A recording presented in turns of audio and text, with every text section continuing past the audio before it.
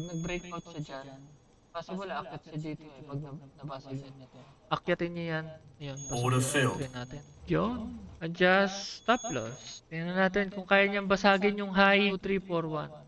Kung kailangan niyang basagin. Adjust ko na to dito. Ganda naman ng pullback na yun. I'm all good. Goods na ako dyan. So, balik tayo dito. Nung nakuha ko tong 30 minutes, so hinintay ko siya. Naandito na tayo sa 1 minute. Andito siya sa area na to. Nagkaroon nga tayo dito ng bout. Pero ito yung isang nagpa-trigger sa akin para ako mag-set ng order. Itong isang candlestick na to. Kaya, nung bumababa siya dito, nag-set na ako dito ng order. Okay, kung nakikita nyo, di ba kanina, kung nababa yung candlestick, nababa siyang ganyan. Nababa. So, syempre, gumagawa lang siya ng wick. So, pagbalik nun, ano mangyayari dun sa ibinagsak niya? Ito lang yung nangyari. Bumaba lang. Gumawa lang siya ng wick. So, kaya dito pa lang nakasabay na agad tayo.